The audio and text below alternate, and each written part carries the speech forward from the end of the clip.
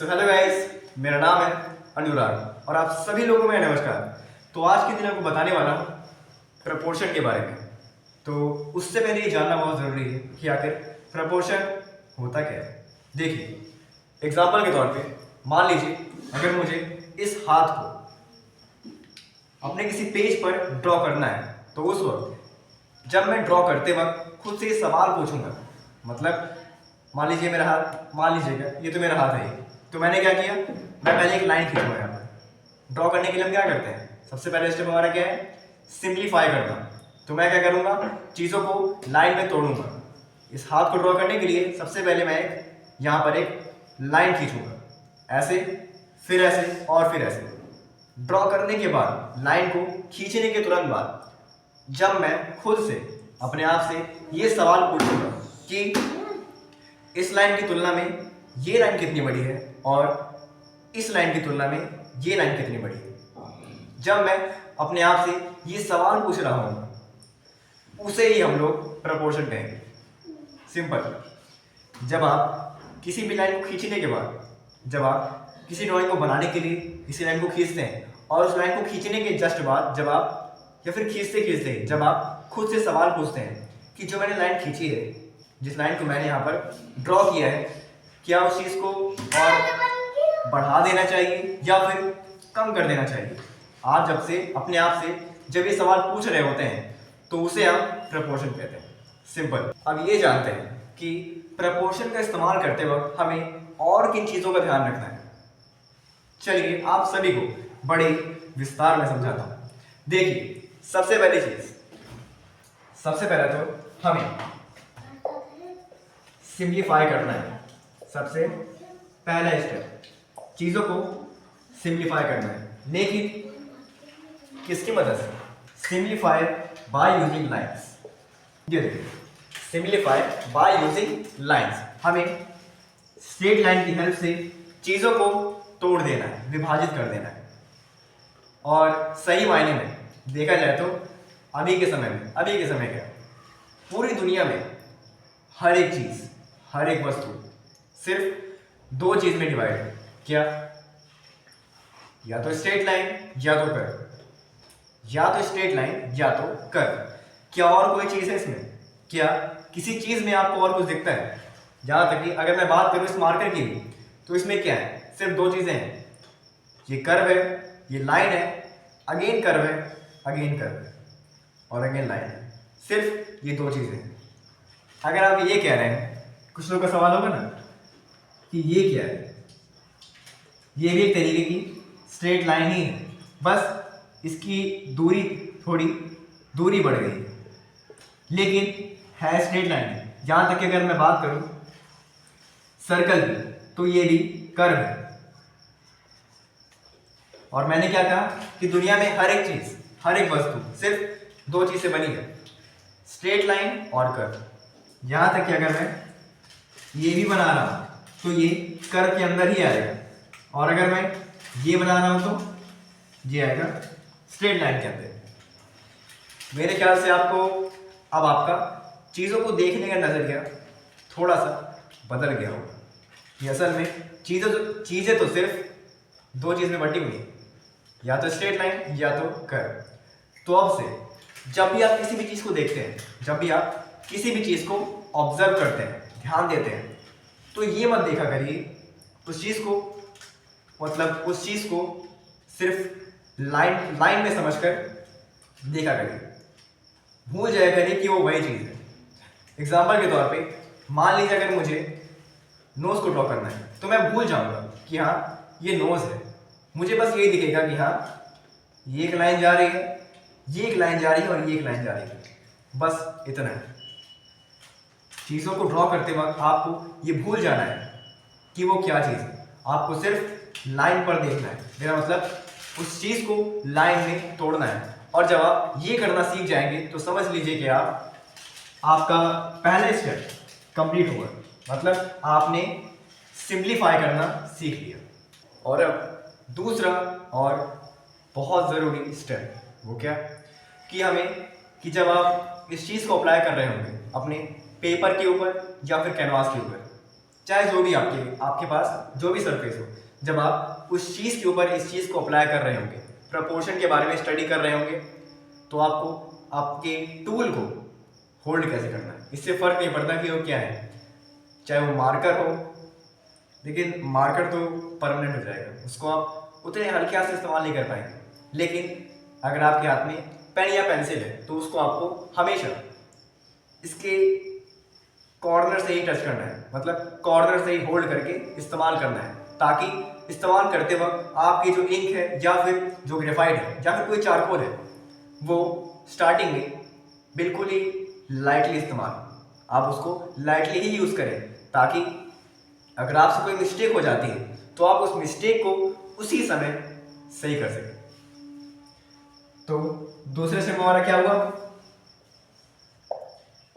Hold your tool, hold, या फिर बिल्कुल ही बैक में एकदम पीछे पर जितना हो सके, ताकि आप उस टूल को बिल्कुल ही हल्के हाथ से इस्तेमाल कर सकें।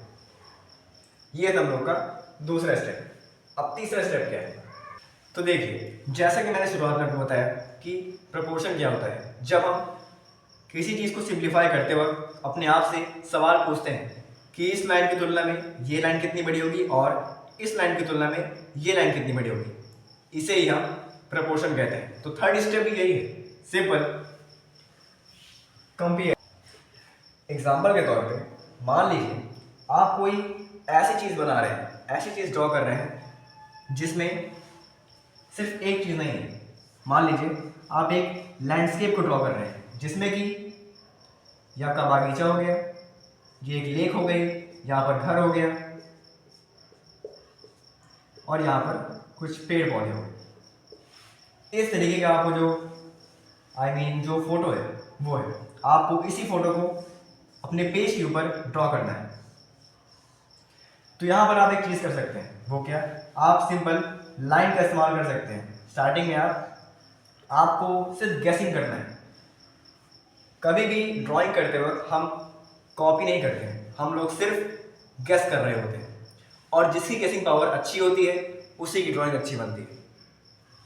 क्या है, हम सब क्या करते हैं, सिंपल गैस कर रहे होते हैं, चाहे वो कोई भी चीज़ हो, हम सिर्फ अंदाज़ा लगाते हैं किसी भी चीज़ को ड्रॉ करने के लिए कि हाँ अगर फोटो के अंदर ये चीज़ यहाँ पर है तो मुझे लगता है कि हाँ ये चीज़ को यहाँ होना चाहिए, ये चीज़ अभी एग्जैक्ट लग रही है मुझे, ऐसा मैं इमेजिन करता हूँ, खुद से कहता हूँ कि अगर इस चीज़ की हाइट इतनी है तो मुझे लगता है मैं फिर अपने मन से यहाँ पर मार्क करूँगा कि मैंने सिर्फ गेस किया है, मैंने कोई एग्जैक्ट वहाँ नाप कर नहीं देखा है, हम लोग सिर्फ गेस कर रहे होते हैं। अब मैं क्या करूँगा, यहाँ पर एक लाइन खींचूंगा कुछ इस टाइप से। अब जब मैं इस लाइन को खींचने के बाद खुद से सवाल पूछता हूँ कि जो मैंने लाइन खींची है क्या वो सही है, तो उसे ही हम प्रपोर्शन कहेंगे। बस इतना है। ये है एक सिंपल से ट्रिक या फिर एक सिंपल सा तरीका जिससे आप प्रपोर्शन को जज कर सकते हैं कि मैंने जो चीज़ ड्रॉ की है क्या वो सही बनी है। और ये मान लीजिए एग्जाम्पल के तौर पे, ये मान लीजिए कि आपके पास जो फोटो है उसमें सिर्फ एक ही ऑब्जेक्ट हुआ था।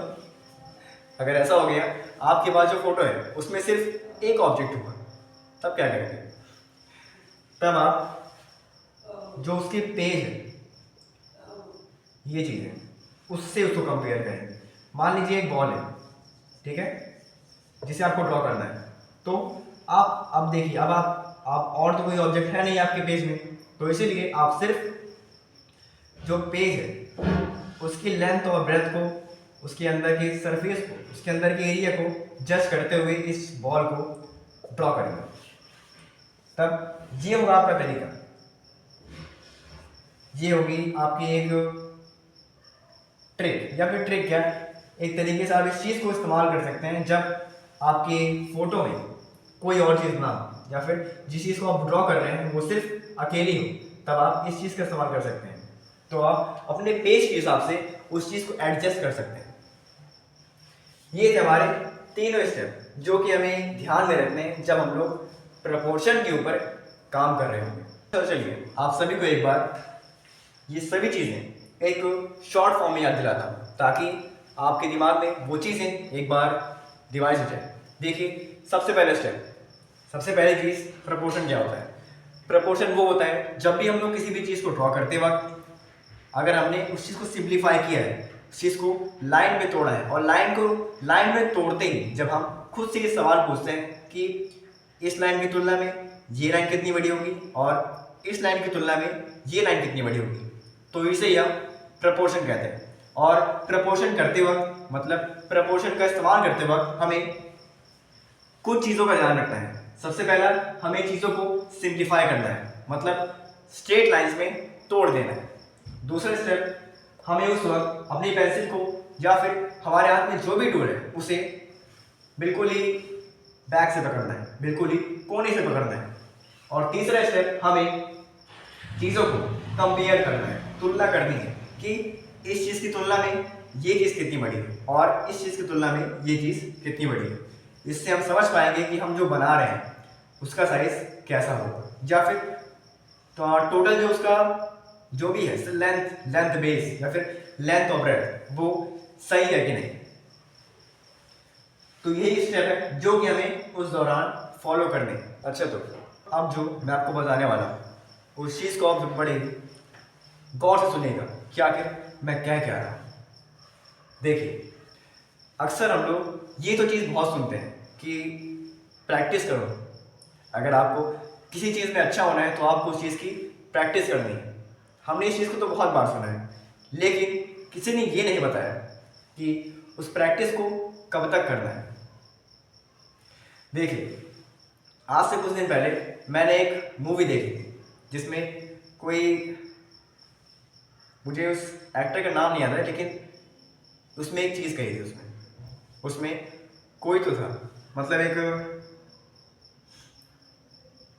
एक तरीके से कह सकते हैं वहाँ ट्रेनिंग कर रहा था और उसके गुरु ने उसे एक चीज़ कही कि इतनी प्रैक्टिस कर लो, इतनी प्रैक्टिस करो कि जब भी तुम नशे में क्यों ना हो, चाहे तुम अपने होशो आवाज़ में ना हो, फिर भी तुम उस चीज़ को सही कर पाओ। जैसे मान लीजिए मैं प्रैक्टिस कर रहा हूँ कि मुझे एक लेटर है ए, इस चीज़ को बनाने के लिए मैंने हद से ज़्यादा प्रैक्टिस की है खुद के ऊपर।